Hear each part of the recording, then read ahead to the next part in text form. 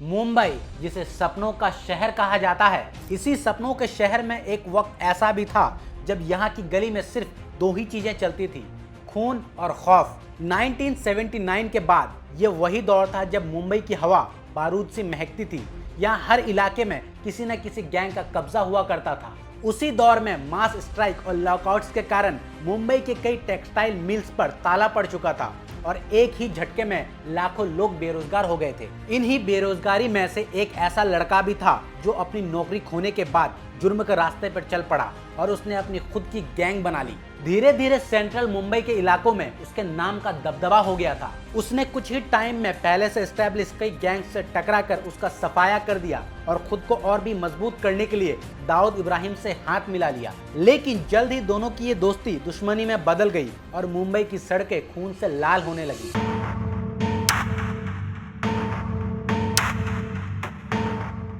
दोस्तों, ये कहानी है डैडी ऑफ डॉन्स कहे जाने वाले अरुण गवली की, जिसके बारे में कभी शिवसेना चीफ बाल ठाकरे ने कहा था कि अगर उनके पास दाऊद है तो हमारे पास अरुण गवली है। यकीन करना मुश्किल है कि ये वही डॉन अरुण गवली उर्फ डैडी है जिसका नाम कभी मुंबई में गोलियों की तरह गूंजता और दाऊद रवि पुजारी जैसों का कुनबा कांप उठता। 17 साल बाद अरुण गवली की मुंबई वापसी से एक बार फिर उसकी क्राइम कहानी लौट आई। दोस्तों, 70s और 80s मुंबई अंडरवर्ल्ड के लिए एक ट्रांजिशन पीरियड था। मुंबई के असली डॉन्स अपनी गद्दियां छोड़ रहे थे और दाऊद जैसे नए खिलाड़ी उभर रहे थे। ये वो टाइम था जब मुंबई कॉटन मिलों का हब हुआ करता था, लेकिन धीरे धीरे ये शहर बदल गया और लाखों लोग बेरोजगार हो गए। इन्हीं मजदूरों में से एक था अरुण गुलाब गवली, जो करम्पटन ग्रीव्स में काम करता था। यहाँ उनकी मुलाकात सदा पावले, राम नाइक और बाबू रेशम से हुई, जिन्होंने उसे क्राइम की दुनिया से इंट्रोड्यूस करवाया। लेकिन गवली जल्द ही समझ गया था कि इस धंधे में मसल पावर कितना जरूरी है। दोस्तों, उस समय मुंबई में हो रहे माइग्रेशन के कारण नेटिव महाराष्ट्रियंस को नौकरियां नहीं मिल रही थी, जिस वजह से लोगों में बहुत गुस्सा था। गवली ने महाराष्ट्रियंस के संतोष और बेरोजगारी से उभर रहे भेदभाव की भावना का फायदा उठाया और अपने गैंग में शामिल कर लिया। बाबू रेशिम, रामा नायक और अरुण गवली ने मिलकर अपने गैंग का नया नाम रखा, BRA गैंग। नए नाम और नए गैंग की मदद से गवली ने रियल एस्टेट के कारोबार से खुद को अमीर और ताकतवर बना लिया। लेकिन कहते हैं ना, अपराध की दुनिया एक ऐसी दलदल है जिसमें एक बार जो चले जाता है तो वो फंसता ही चले जाता है। गवली के साथ भी कुछ ऐसा ही हुआ। गवली ने अपनी पावर को बढ़ाने के लिए उसने लोकल गैंग बायकुला कंपनी के लीडर को जान से मार दिया, जिसके बाद हर कोई उससे डरने लगा था और वो बायकुला का नया गुंडा बन गया था। लेकिन इस अपराध के बाद उसे और उसके साथियों को 2 साल की सजा हुई। जेल में गवली की मुलाकात दाऊद के राइट हैंड बड़ा राजन से हुई और यहीं उसकी एंट्री हो गई मुंबई के अंडरवर्ल्ड में। मुंबई अंडरवर्ल्ड यानी कि दाऊद इब्राहिम की दुनिया, और यहीं से वो सफर शुरू हुआ जिससे एक आम मिल मजदूर गवली आगे चलकर मुंबई अंडरवर्ल्ड का डैडी बन गया।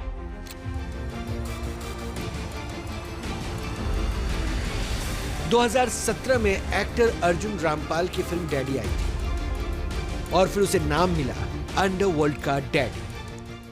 12 सितंबर 1992 रात करीब 3:45 बजे इंस्पेक्टर KG ठाकुर अपने 4 कांस्टेबल के साथ मुंबई के JJ हॉस्पिटल में भर्ती हुए 2 हत्यारों की निगरानी कर रहे थे। उन्हें हल्की हल्की नींद आना शुरू हो गई थी कि अचानक उन्हें गोलीबारी की आवाज सुनाई देने लगी।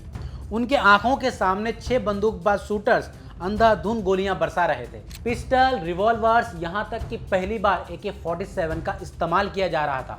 उस रात JJ हॉस्पिटल में करीब 500 गोलियां चलाई गई, जिससे पुलिस ऑफिसर्स और आम लोगों की जानें गई। मुंबई में पहली बार ऐसा हमला देखा गया था और ऐसा इसलिए हुआ क्योंकि दाऊद इब्राहिम गवली से बदला लेना चाहता था। दरअसल जेल में बड़ा राजन से मिलने के बाद गवली जल्द ही दाऊद के गैंग का एक अहम हिस्सा बन गया था। 80s के दशक के शुरुआत में गवली ने दाऊद के लिए कई सारी सुपारी किलिंग्स की और उसके सारे दुश्मनों का सफाया कर दिया था। माना जाता है कि गवली ने कॉन्ट्रैक्ट लेकर इतनी हत्याएं की थी कि लोग उसे सुपारी किंग बुलाने लगे थे। लेकिन 80s के दशक के आखिर में दाऊद खुद को मालिक समझने लगा और दुबई में शिफ्ट होने लगा। इसके चलते दाऊद और गवली गैंग के बीच रेवेलरी शुरू हो गई। दोनों अलग हो गए और एक भयानक गैंग वॉर की शुरुआत हो गई। BRA गैंग में से बाबू रेशिम और रामा नायक दोनों की मौत हो चुकी थी। गवली के सबसे बड़े सलाहकार अशोक जोशी को भी दाऊद ने मरवा दिया था, लेकिन गवली ने भी दाऊद को कमजोर करने में कोई कसर नहीं छोड़ी। आए दिन मुंबई के सड़कों पर खून बहता रहा। अब गवली अकेला पड़ चुका था। माना जाता है कि एक टाइम पर गवली के पास 600 शूटर्स थे, लेकिन जहां गवली खुद को दगड़ी चौल के गेट के पीछे छुपा रहता था, वहीं उसका भाई किशोर उर्फ पप्पा गवली खुलेआम घूम रहा था और जल्द ही उस पर भी हमला हुआ। अपने भाई की मौत के बाद गवली शांत हो गया और अगले 2 सालों तक मुंबई के अंडरवर्ल्ड में एक खौफ से भरी सन्नाटा छा गया, जो आने वाले तूफान की ओर इशारा कर रहा था। और ऐसा ही हुआ। दगड़ी चौल पर अरुण गवली का राज चलने लगा। हर दिन उसके घर के बाहर एक सभा बिठाई जाती, जिसमें लोग अपनी परेशानियां उसे सुनाते और वो किसी राजा की तरह फैसला सुनाता। दोस्तों, इस बीच गवली को जुबैदा मुजावर नाम की एक लड़की से प्यार हो गया। जुबैदा गवली के हुक्म का वो इक्का बनी जिसने उसे नई ऊंचाइयों पर पहुंचाया। उसने गवली की इमेज बनाए रखने के लिए उससे शादी कर ली और अपना धर्म बदलकर अपना नाम रखा आशा गवली, जो गवली की सबसे बड़ी एडवाइजर बनी। गवली ने दगड़ी चौल और आसपास के लड़कों को अपने गैंग में शामिल करके उन्हें रोजगार देना शुरू किया। चौल में गणपति और दुर्गा पूजा जैसे त्योहारों को धूमधाम से आयोजित भी करवाया और इन सब से दगड़ी चौल के लोगों के लिए अरुण गवली एक रॉबिनहुड फिगर बन गया, जिसे प्यार से लोग डैडी बुलाने लगे। आमची मुले यानी कि हमारे बच्चे का टाइटल देकर शिवसेना प्रमुख बाला साहब ठाकरे ने गवली को पॉपुलैरिटी दी। उसे लगने लगा था कि शिवसेना की सरकार बनने से और उसके सपोर्ट से उसे कोई भी नहीं छू सकता, लेकिन इसका उल्टा हुआ। 1994 में आशा गवली ने एक प्रेस कॉन्फ्रेंस में कहा कि दाऊद ने मुंबई पुलिस को रिश्वत दी है और गवली को नकली केस में फंसाकर उसका एनकाउंटर करने की साजिश कर रही है। गवली ने एक्सपेक्ट किया था कि उसे इस मैटर में शिवसेना से सपोर्ट मिलेगा, लेकिन जिसे आमची मुले कहा गया था उससे अप्रायो जैसे ट्रीट किया जा रहा था। दोस्तों, एक टाइम पर गवली को पता चला कि उसे अमरावती जेल में शिफ्ट किया जा रहा है, एक ऐसी जगह जहां वो दाऊद के लिए आसान निशाना था।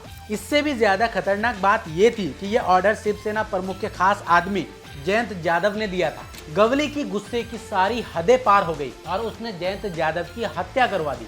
एक रूलिंग पार्टी के साथ इतना बड़ा पंगा कोई ले सकता है, ये किसी ने सोचा भी नहीं था। लेकिन गवली अब समझ चुका था कि उसे अपने आप को अब खुद ही बचाना होगा और ऐसा करने के लिए सबसे बेस्ट तरीका था राजनीति, यानी कि पॉलिटिक्स। गवली को जैसे ही अगली बेल मिली, उसने एक्स शिवसेना वर्कर के साथ मिलकर अपनी पार्टी अखिल भारतीय सेना बनाई।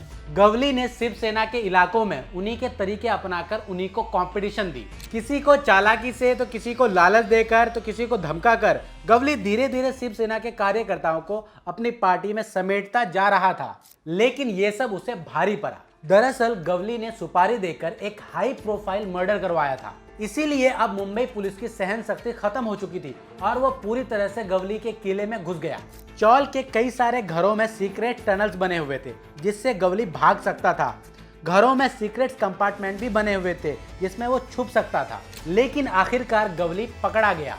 ये अरेस्ट गवली के लिए सबसे बड़ा झटका था, क्योंकि ये वो टाइम था जब मुंबई पुलिस अपने शूट फर्स्ट आस्क लेटर वाले रूप में थी। आए दिन गैंगस्टर्स एनकाउंटर में मारे जा रहे थे। गवली के अपने कई सारे साथियों को पुलिस ने मार गिराया था और अब गवली हर तरफ से दुश्मनों से घिरा हुआ था। जेल में उसे दाऊद या अमर नायक मरवा सकते थे, जेल के बाहर रहता तो उसे पुलिस मार देती। दोस्तों, एक टाइम पर अरुण गवली ने कहा था कि मैं जेल में सिर्फ इसलिए बंद हूं क्योंकि मुझे पुलिस से डर है। 1993 से 2003 तक मुंबई पुलिस एनकाउंटर में मारे गए 600 से भी ज्यादा अपराधियों में से करीब 90 गवली के गैंग से थे। उसका शासन जिस रफ्तार से बना था उसी रफ्तार से टूट रहा था। दगड़ी चौल के रेड के बाद मुंबई पुलिस अपनी पूरी ताकत से गवली के गैंग को साफ करने में लगी हुई थी। वहीं दूसरी ओर गवली अपने लिए एक नई ढाल ढूंढ ली थी, कानून। अरुण गवली और आशा गवली अपने साथ एक लॉयर्स की बहुत बड़ी फौज खड़ी कर ली। आशा गवली ने अपने जीवन का लक्ष्य बना लिया था गवली को जिंदा रखना, एक वही थी जो जेल के बाहर गवली का पॉलिटिकल करियर बनाने और बचाने का पूरी कोशिश कर रही थी। खुद म्युनिसिपल कॉर्पोरेशन के इलेक्शन में खड़े होना, विमेन विंग्स को चलाना और इन सब के पीछे का कारण सिर्फ गवली की सुरक्षा थी। और तो और कुछ लोग कहते हैं कि जब भी गवली को एक जेल से दूसरे जेल में शिफ्ट किया जाता, जो कि कैदियों का रेगुलर प्रोसेस है, आशा खुद पूरा रास्ता पुलिस वैन्स का पीछा करती ताकि गवली का कोई फेक एनकाउंटर ना कर सके। आशा की वजह से गवली का पॉलिटिकल करियर बच गया और शायद इसी वजह से वो आज भी जिंदा है।